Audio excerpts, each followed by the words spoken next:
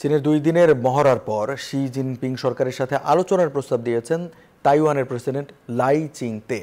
Beijing তাইপের পারস্পরিক বোঝাপড়া এবং পুনর্মিলনে তিনি উদ্গ্রীব বলে জানান লাই। তবে তাইওয়ানের আলোচনার প্রস্তাবে এখনও প্রতিক্রিয়া জানায়নি চীন।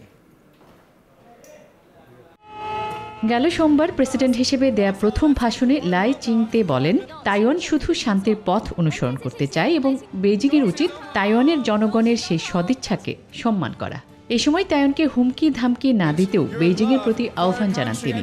বলেন, তাইওয়ান প্রণালীর দুই পারের দুই দেশ চীন ও তাইওয়ান কেউই কারো অধীনস্থ নয়। এতেই চটে যায় চীন, কারণ তাইওয়ানকে চীন নিজেদের ভূখণ্ডের অংশ বলে দাবি করে থাকে।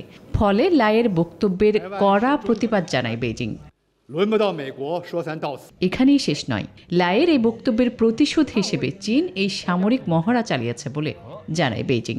চীনের অভিযোগ, তাইওয়ান স্বাধীনতার নামে বিচ্ছিন্নতাবাদী কর্মকাণ্ড চালাচ্ছে, তাই কঠোর শাস্তি হিসেবে এই মহড়া চালানো হয়েছে।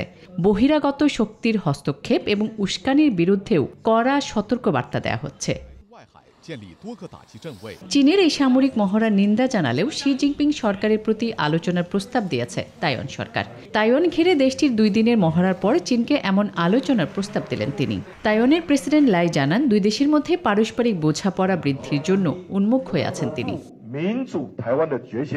তবে এই নিয়ে কোনো প্রতিক্রিয়া জানায়নি চীন। তবে বারংবার তাইওয়ান ইস্যুতে সবাইকে এক চীন নীতি মেনে চলার আহ্বান জানিয়ে আসছে শি জিনপিং সরকার।